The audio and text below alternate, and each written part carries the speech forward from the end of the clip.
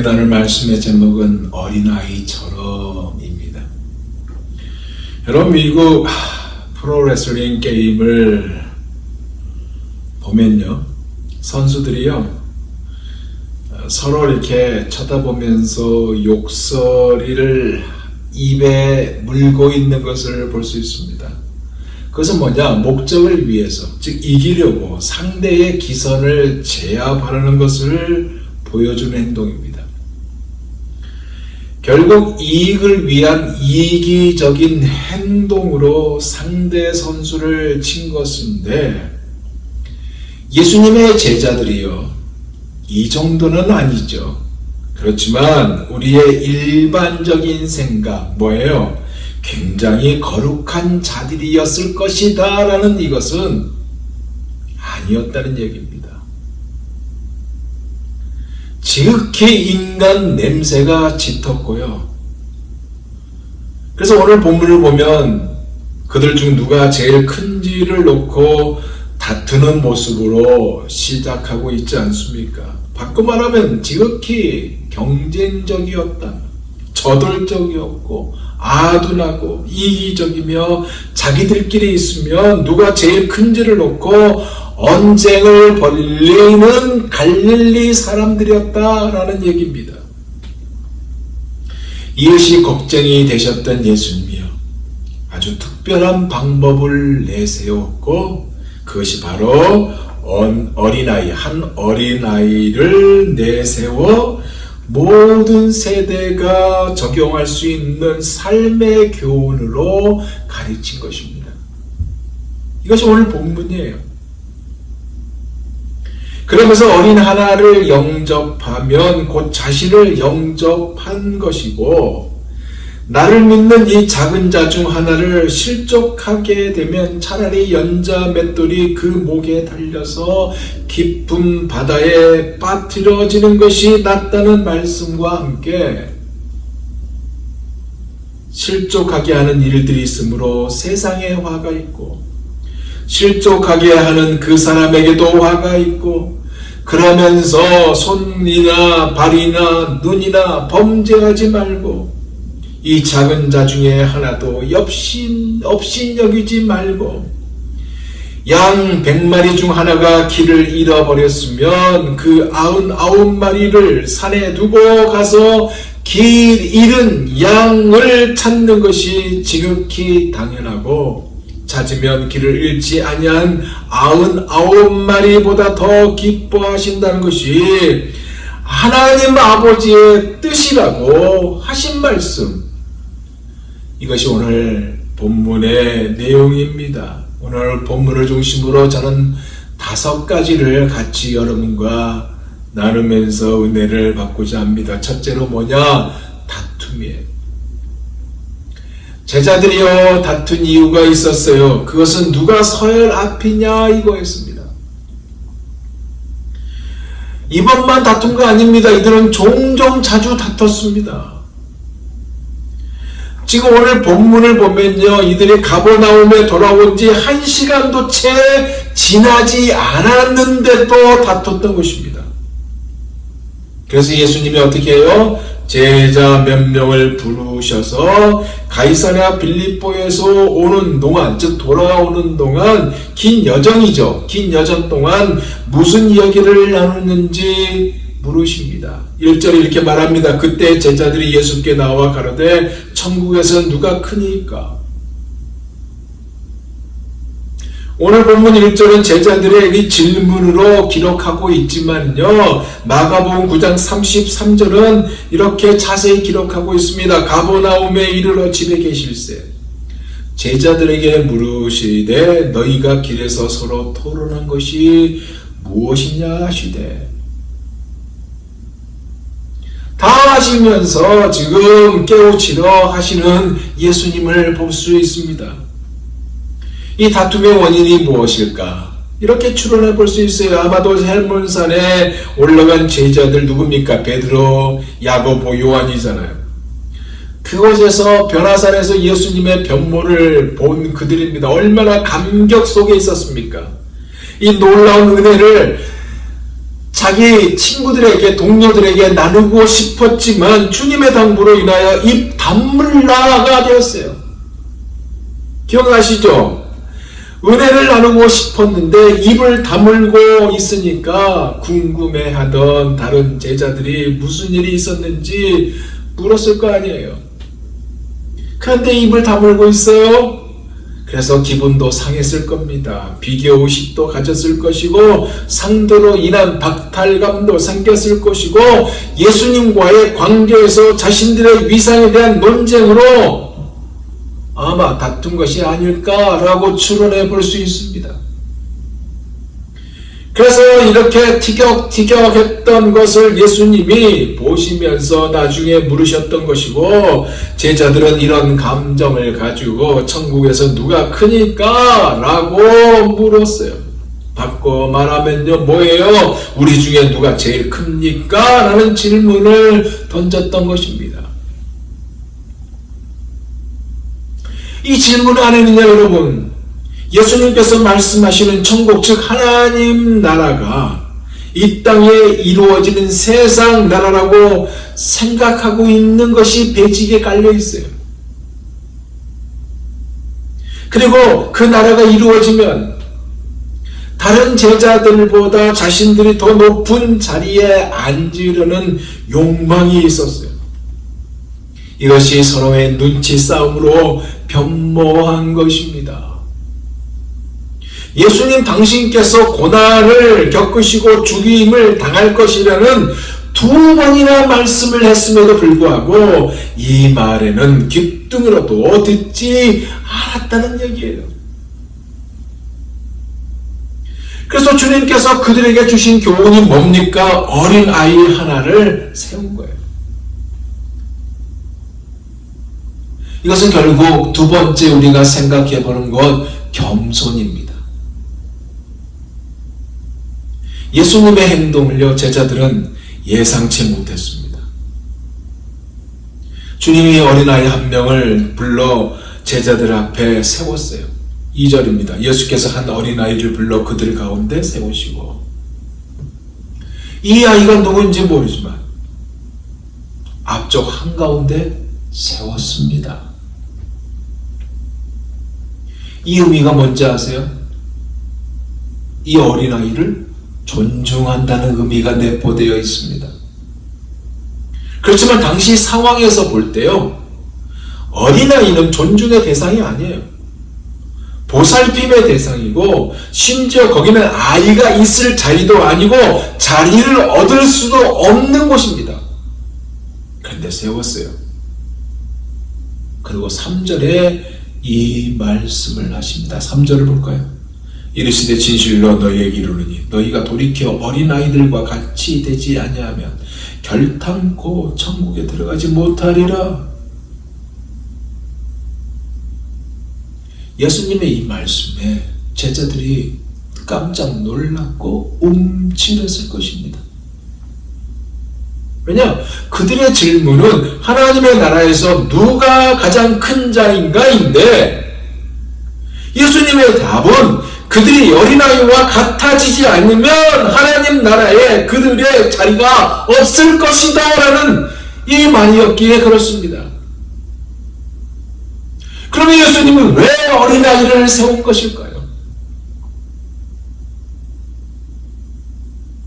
존중의 대상이 아니고 보살핌의 대상인 어린아이를 왜 세웠을까요? 여러분 어린아이의 특징이 뭡니까? 제자들처럼 자리를 놓고 다투지도 않습니다. 다투지도 않아요. 거릴 이유도 없습니다. 갈채를 받으려는 욕망도 없어요. 그들에게는 자존심도 교만도 자만심도 기대감도 격상에 대한 욕망도 권리의식도 거짓 경건도 없습니다. 보인 그대로가 어린애예요.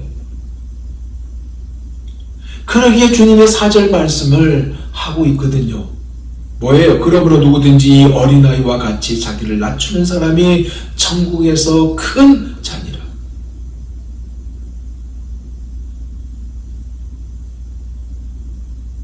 무슨 말씀입니까? 천국에는요 어린아이처럼 겸손한 사람들이 모였다는 것이고, 천국에는요, 자기들이 하나님 나라에 들어가고 지위를 얻는 것은 전적으로 예수님의 자비와 은총에 달려 있음을 이해하고 믿는 사람들이 모였다는 것입니다.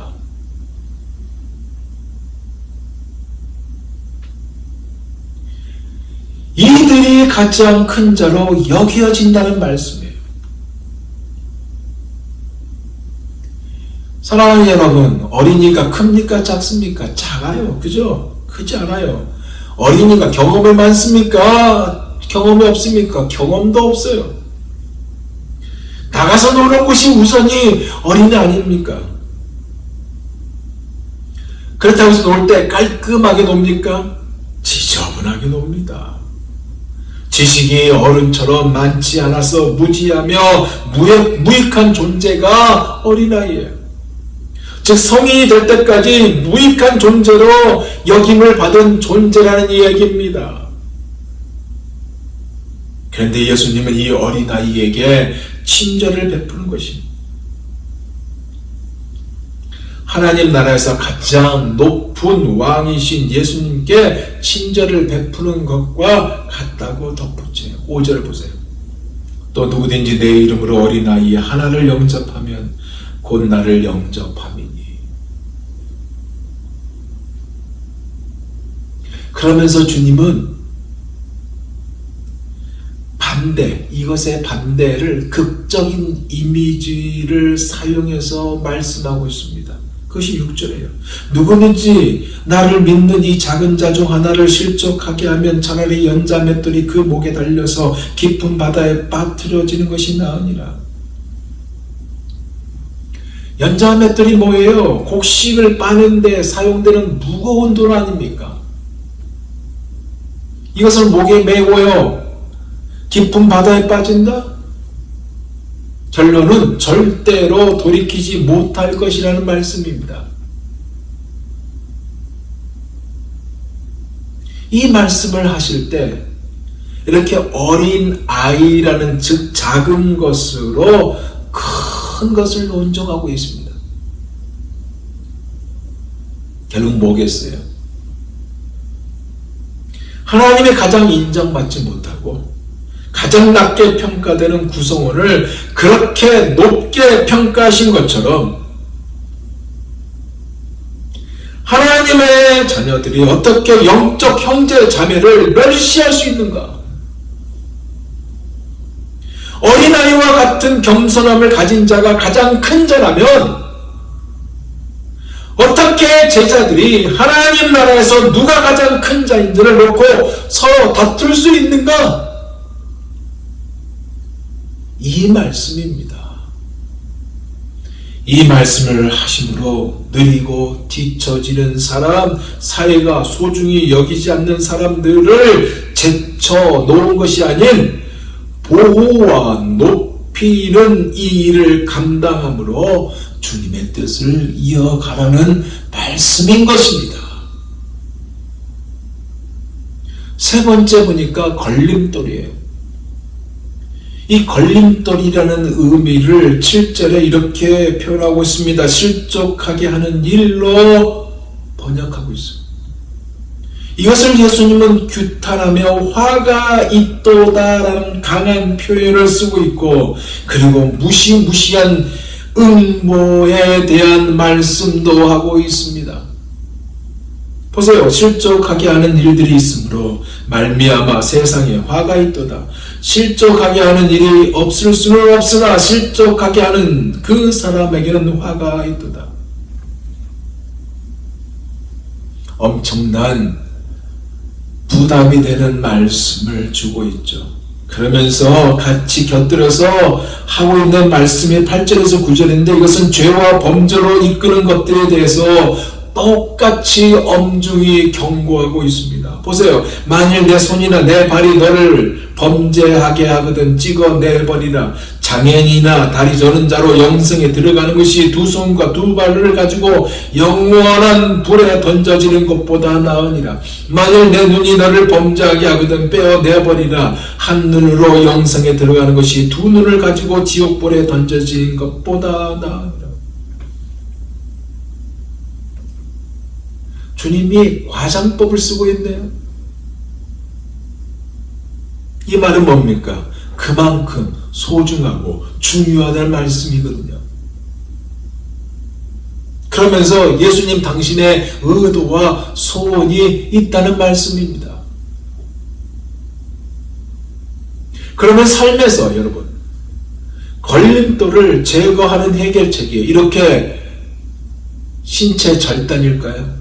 예수님이 과장법을 쓰고 있듯이 이것이 아니에요. 그럼 뭘까요? 당신을 따르는 자들이요 죄와 유혹에 관한 비타협적인 기준을 가지라는 말씀입니다. 근데 이게 잘 안 되죠? 그러나 주님이 오늘 본문을 통해서 우리에게 요구하고 있습니다. 네 번째는 뭐냐? 예수님이 말씀하신 이 모든 것들, 그죠? 어린아이 세운 거라든가 뭐 등등 이렇게 했던 이 모든 것이 서로 연결이 되지 않은 엉뚱한 것처럼 보인다는 겁니다. 시작부터 예수님의 제자들이 누가 제일 큰가를 놓고 언쟁을 벌인 것에 대한 꾸준함이 있었잖아요. 그 다음은 어린이를 소중히 여기는 것으로 방향을 트셨어요.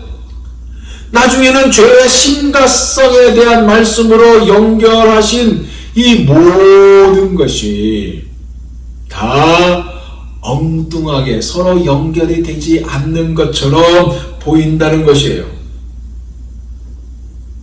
과연 연결이 안 되는 것일까요? 그것이 아닙니다. 예수님이 말씀하신 이 전체 안에 핵심이 있어요. 그것이 뭐냐? 자기 중심적인 삶과 타인 중심의 삶의 차이가 무엇인지를 말씀하고 있는 것입니다.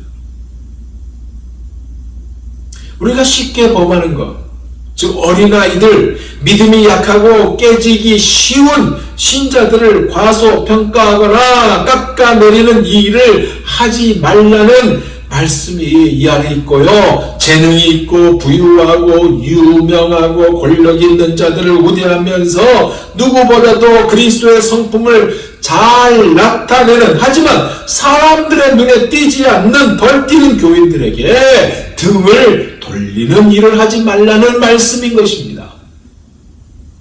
그래서 10절에 말씀을 하셨어요. 보세요. 삼가 이 작은 자 중에 하나도 없인 여기지 말라. 너희에게 말하노니 그들의 천사들이 하늘에서 하늘에 계신 내 아버지의 얼굴을 항상 배옵느니라.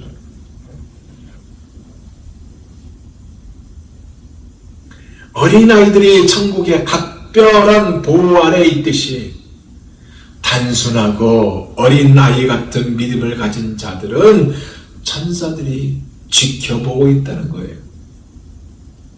그리고 당신이 십자가를 지신 이유도 그렇게 하찮아 보이고 완전히 잃어버리게 될 자들 또한 이러한 자들이 다 포함되어 있다는 얘기입니다. 마지막 다섯 번째는 뭐냐? 우리가 선한 목자로 부름을 받았다는 얘기예요.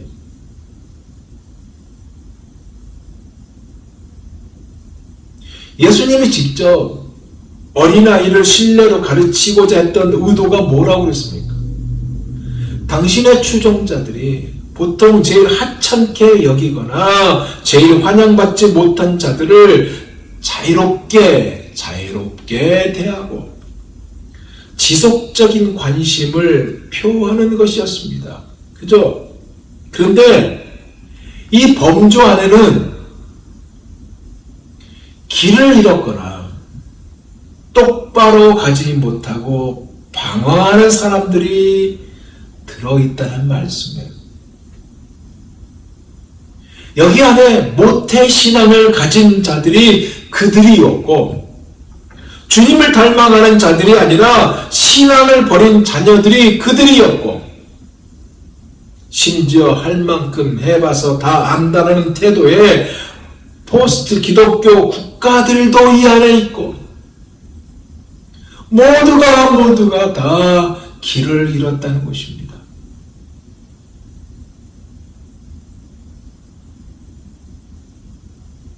그래서 우리도 어떤 결과를 만들어요? 방관하는 결과를 만들고 이들을 포기하고 오히려 예수를 잘 믿는 사람에게만 국한하는 우리에게 딱 필요한 사람에게만 잘하는 그런 모습을 보인다는 거예요. 주님이 묻는 질문이 이거예요. 여기에만 국한하느냐 이겁니다.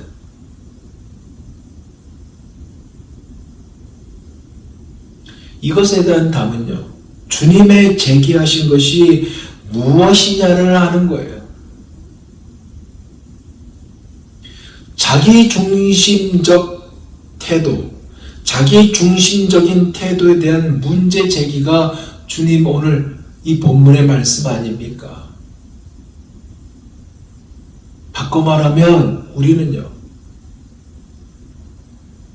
자기 양에게 헌신한 자이며 무리해서 이탈했거나 병들었거나 다친 한 마리 양까지도 열심히 찾아다녀야 한다는 것입니다.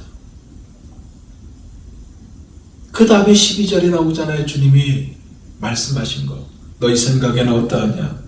만일 어떤 사람이 양 100마리가 있는데 그 중에 하나가 길을 잃었으면 그 99마리를 산에 두고 가서 길을 잃은 양을 찾지 않겠느냐. 이 말씀은요 결국 뭐예요? 우리가요 방황하는 양들을 되찾아오는 이것을 귀찮아 여기지 말라는 얘기입니다. 아니 성가신 일로 여기지 말고 긍휼한 마음으로 최선을 다하는 선한 목자로 우리가 부름을 받았다는 얘기예요. 그런 자는요 비용 대비 수익을 생각하지 않습니다.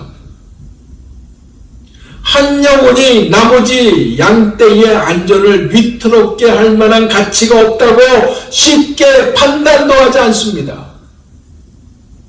잃어버린 양 한 마리를 찾는데 힘을 쏟아요. 이 일에 주님의 말씀이 뭐예요? 우리의 하늘 아버지가 한 어린아이의 회심이나 어린아이 같은 믿음을 가진 성도를 보고 기뻐하신다고 하였던 것처럼 우리가 마땅히 이것을 해야 한다는 말씀입니다. 13절에서 14절 볼까요? 진실로 너에게 이르노니 만일 찾으면 길을 잃지 아니한 99마리보다 이것을 더 기뻐하리라. 이와 같이 이 작은 자 중에 하나라도 잃은 것은 하늘에 계신 너희 아버지의 뜻이 아니니라. 워낙에 우리가 여기에 머물기를 원합니다.